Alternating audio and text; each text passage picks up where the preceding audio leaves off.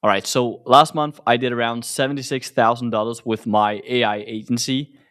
It's 72K here from WAP, and then I had around 4,500 in a wire transfer. Anyways, in this video, I'm going to break down exactly how I'll take my AI agency from scratch to 75K again if I needed to start from scratch again in 2026. So, first thing is niche selection. And this is maybe more important that you think, because as Charlie Munger says, it doesn't matter how hard you row, it matters which boat you're in. And I know that because I've been working with different niches, and it is just different. It's different, like the people you serve.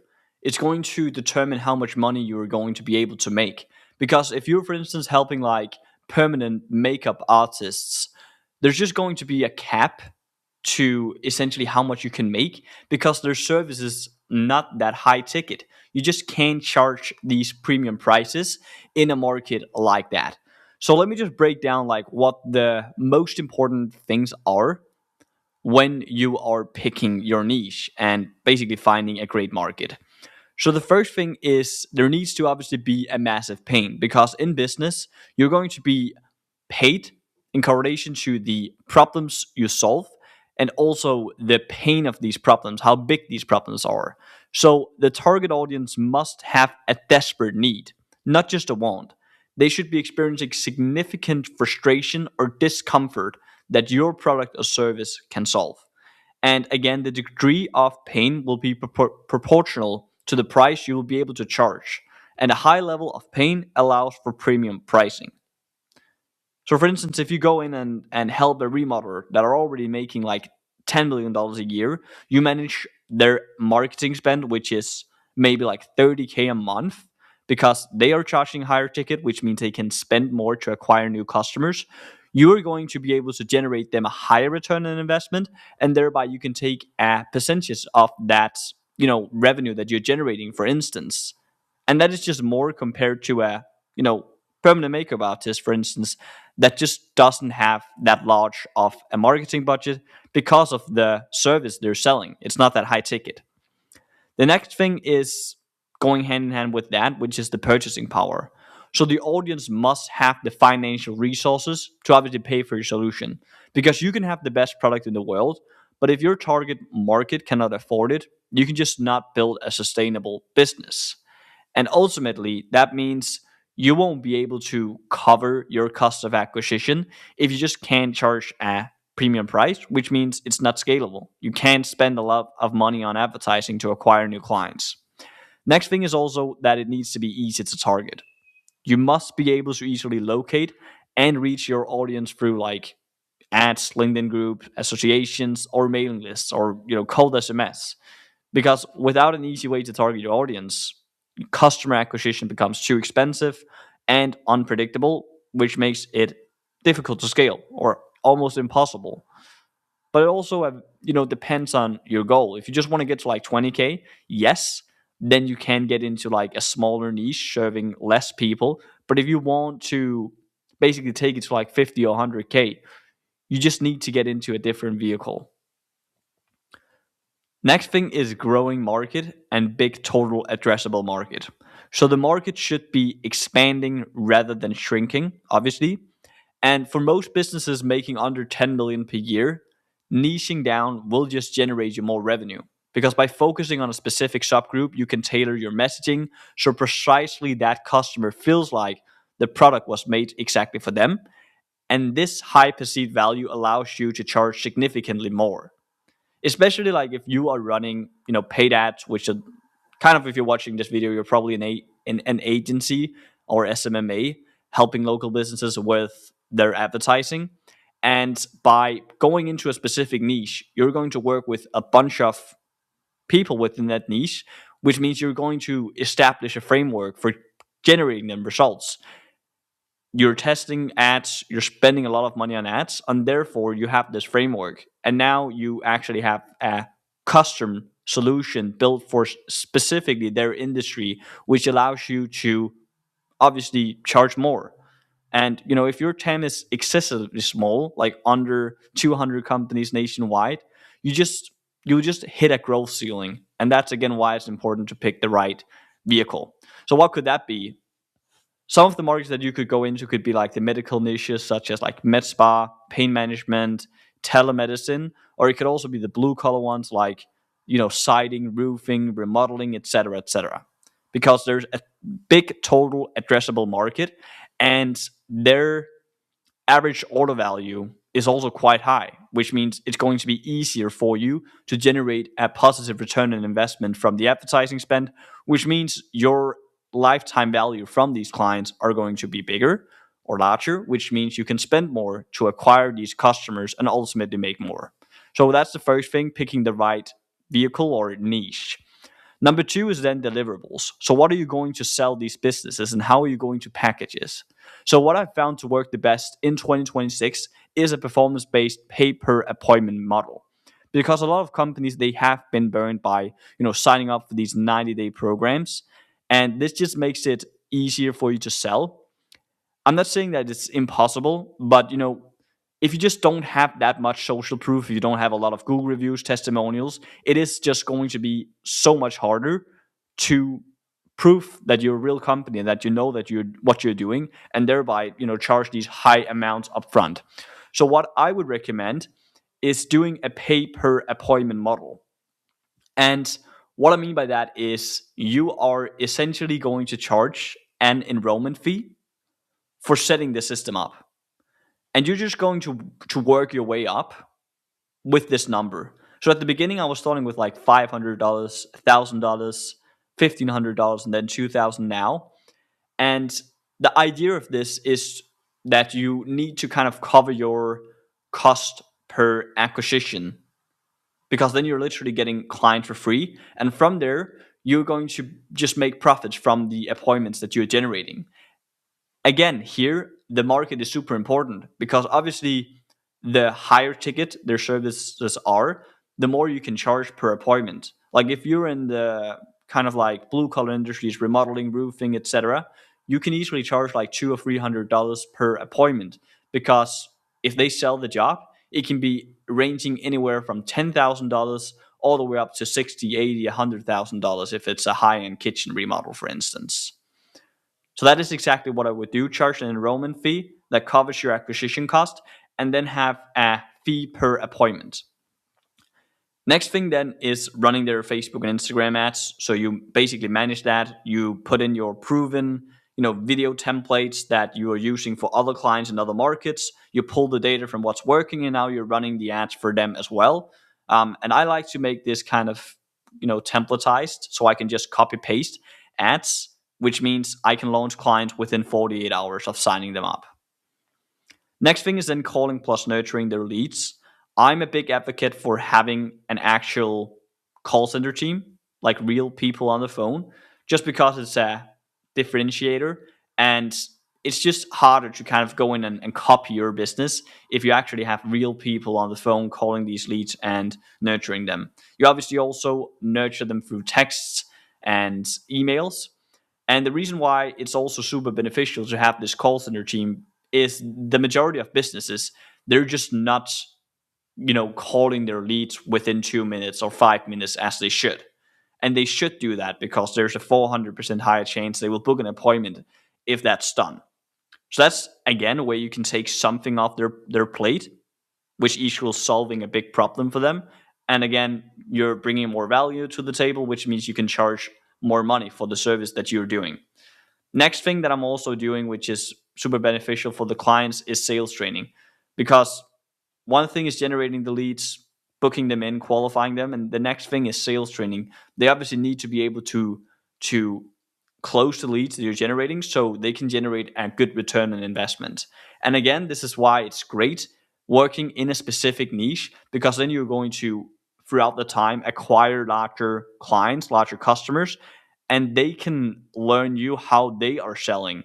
And you can then take what's working for them, their sales process, and learn your smaller clients how they can sell and improve their close rate, which again means you're bringing more value to the table, you're differentiating yourself from your competitors, and you can charge more. Next thing then is having a predictable and scalable acquisition channel. So if you're just starting out, probably cold SMS or email would be the best thing, just because you maybe don't have the money or like the proof of concept to run ads. If you just have $50 a day at least to run these ads, I would get on it as soon as possible. And then at the same time, you can run like the cold SMS and email, so you can fuel the ad spend. The reason why it's important to get into running paid ads, in my opinion, is because it's just super predictable. You can fill your calendar, and it's also scalable. So that's the first thing. Next thing is dialing in your KPIs on the ads. So obviously you need to figure out the metrics that you should be looking at in terms of cost per lead. You need to then figure out what is your cost per website schedule going to be, then what your cost per qualified show is, and then your close rate. Because when you have those numbers in place, you know approximately how much you need to spend to acquire a client, and thereby you can tailor your enrollment fee to that and scale it, because then you can bring on a lot of clients as you're just breaking even on the front end and getting paid for the appointment that you generate from there. Next thing obviously is going to be cracking sales, which I'll get more in depth with in point 4. And when you have these metrics in place, you can scale. So basically building this, like, the deliverables and the acquisition channel, those are the two main things, because that's going to actually build you a real business. Because a real business is built on you having a cost per acquisition that every time you spend this amount on ads, you'll acquire a client. And then your lifetime value. How much are these clients going to pay you over time? And what is your lifetime gross profit? So this metric needs to be 1 to 3, and you need to put all of your work into getting this to at least a 1 to 3 CAC to LTGP, because then you can scale the business and you now have a real business. And that means you need to dial in your ads so you can get that down. You need to dial in your sales process so that could be as low as possible. And then you need to figure out how you can deliver great results for your partners or clients so you can have the highest lifetime value possible, because that allows you to spend more on ads and be way more profitable. Next thing that this ties into is sales. So sales is obviously super important. You need to have a good close rate. Otherwise, it's just going to be too expensive for you to acquire new clients compared to how much you're spending. So how do you essentially build like a proven sales process? In terms of sales, it doesn't just start on the call. Your actual sales starts when they book an appointment, but also the messaging of the ads. The messaging of the ads are going to dictate the type of people that you're going to attract. If you are, for instance, running ads that are talking about, you only pay when you close the job, you are going to get business owners that don't have money, that just want to kind of like see this option where, oh, I only pay when I close the job, which means I don't need to pay any money up front. That's something that can basically destroy your close rate, because these people don't have money, they don't have the right business mindset, they don't understand that they need to put out money to make money. And then also it's going to impact your lifetime value because they're just not as good business owners. That's the first thing. Next thing from there is when they have booked their appointments, you send them to a thank you page. And this is really, again, where the sales start, because on this thank you page, you are going to essentially have a video here where they can obviously play it. Yeah, whatever. Okay, that's a play button. Super ugly. But essentially, this video is going to talk about what they can expect from this call. And also, it's going to put them in a buying position. So you're going to tell them that they need to be in front of their computer with all decision makers present, and also that they need to do their due diligence before the meeting. Obviously, if you don't have any social proof, this is not a good idea. But here you tell them that you have nothing to hide. Feel free to check out our Google reviews. feel free to check out our client testimonials below. And that means when they show up, some of them they're actually just ready to buy immediately because you have already gained the trust. Because the last thing you want when they get on the sales calls is at the end of the call they tell you, oh, I need to do my due diligence of the company, I just met you, etc., etc. So this makes it way easier to close them on the spot. Then you also just pre-pitch them. You just tell them a bit about your service, how you can help, and build a bit of urgency by saying that you only work with one per market or some stuff like that. Next thing is then overcoming main objections before the meeting. So here under you're going to have some breakout videos. And these videos are going to be talking about the main objections that you are normally getting or questions before the call. So that could be like, how does your system work? Am I tied into a contract? Etc. etc. You're going to take all of your call transcripts. I use Fathom. I found that to be a really great software. And then you're going to take all of your transcripts, put it into a document, and then you put it into an LLM like Manus that can then help you with figuring out what are the main questions people ask on the calls, which objections are you getting, and then you can put it in here. Under that, you're just going to throw in a bunch of video testimonials as well from clients that you're working with, so they can go through that. And also in your nurture emails and SMS, you're going to tie back to this page and make sure that they're going to watch this video. The next thing that you can use these call transcripts to is to build out emails. So these emails are going to be sent prior to the actual meeting.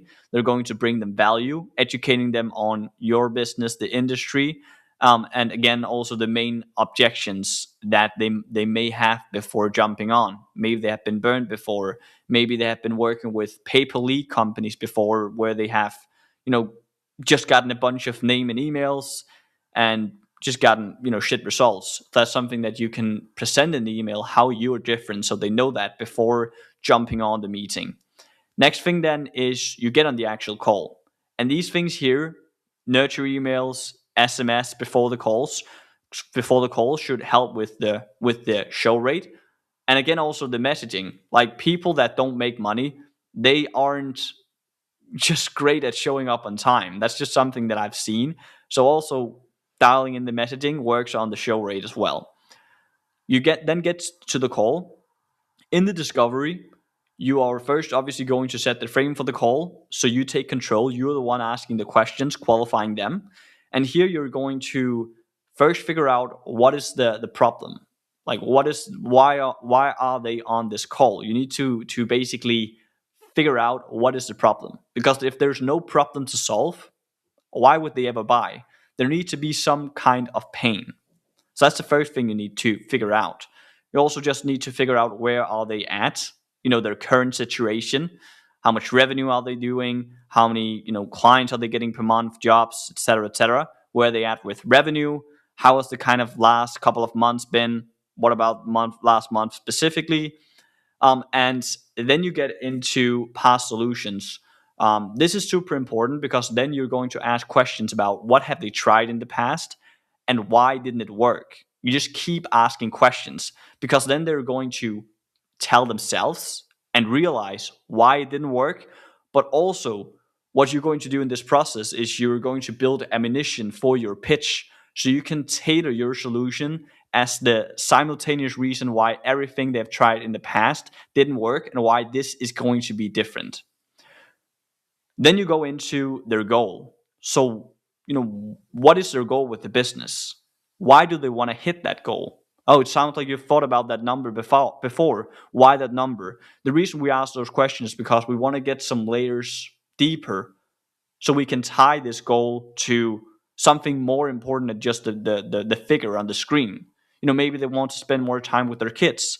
Obviously, you shouldn't get into like asking that directly, but indirectly asking it, maybe they tell you that themselves, which means now the price you're going to pitch them at the end is going to be so insignificant from the value of them, for instance, having the ability to spend more time with their kids, with their family.